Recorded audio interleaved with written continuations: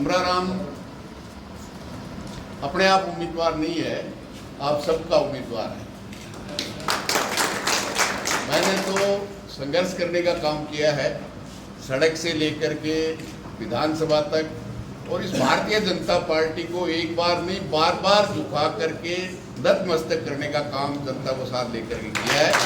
और आप सबका बहुत बड़ा आशीर्वाद रहा है, इसलिए मैं बहुत, और जहाँ तक साथी कह रहे थे कि ये आरएसएस अफवाह फैला सकती है, लेकिन उनसे ज़्यादा कोई डरपोक नहीं है। मैंने इस जाट बाजार के अंदर देखा है, जब उन्होंने 3-5 की तो उनको ठीक करने का काम भी किया है।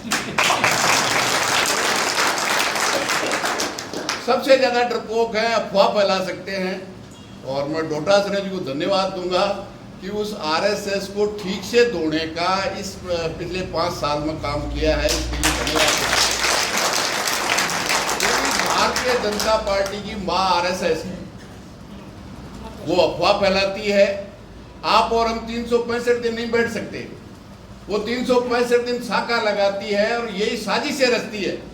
और मैं समझता हूं कि भारतीय जनता पार्टी जो 10 साल से जो सरकार चल रही है, इससे झूठी सरकार नहीं हो सकती। अगर दुनिया में कोई प्रतियोगिता होती तो ये झूठ में गोल्ड मेडल लेकर के वो दुनिया है। बाकी इन्होंने एक भी 2014 में जो भी वायदा किया, चाहे वो देश के नौजवान के साथ 2 करोड़ हर साल देने का काम करेंगे, मैं प्रधानमंत्री बना तो 80 लाख करोड़ रुपया जो काला धन विदेश में पाई ले आऊंगा और हर देशवासी के खाते में 15 लाख पहुंच जाएंगे। 15 लाख तो छोड़ो, 15 पैसा बन गया। किसान की आय 2022 में दुगनी कर दूंगा। किसान की आय तो दुगनी नहीं हुई, लेकिन लागत कई गुना होगी।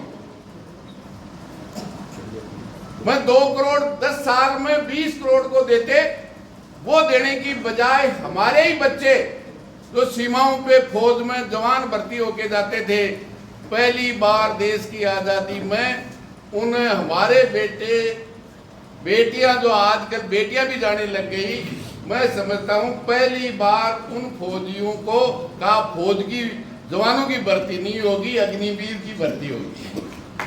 इसलिए मैंने हर तरफ से शोषित पीड़ित देश के संविधान और संवैधानिक अधिकारों को कुचलने का, शोषित पीड़ित को दमन करने का, भाईचारे को खत्म करने का, निश्चित रूप से जो भारतीय जनता पार्टी इस देश के संविधान को भी बदलना चाहती है, जो शोषित पीड़ित का अधिकार है उसको छीनना चाहती है, और उसका संघर्ष मैं समझता हूँ आप सबके सहयोग से, आशीर्वाद से, साथ से पूरे देश के किसानों ने 1 साल से ज्यादा दिल्ली पे चौतरफा पड़ाव डालकर पहली बार नरेंद्र मोदी को झुकने के लिए मजबूर किया और माफी मांग के कार्यकाल वापस दिए। ये निश्चित रूप से ये लड़ाई इसी बात के बीच में है, पूरे देश में एक तरफ संविधान को तहस नहस, संवैधानिक संस्थाओं को तहस नहस करने का है, और एक तरफ संविधान और देश को बचाने की लड़ाई है सवाल। और मैं समझता हूँ कांग्रेस और कामरेडा की तो राशि भी एक है, ये कोई ज्यादा होगी। और निश्चित रूप से जिस उम्मीद के साथ लड़े, केवल और केवल अपना इतिहास है।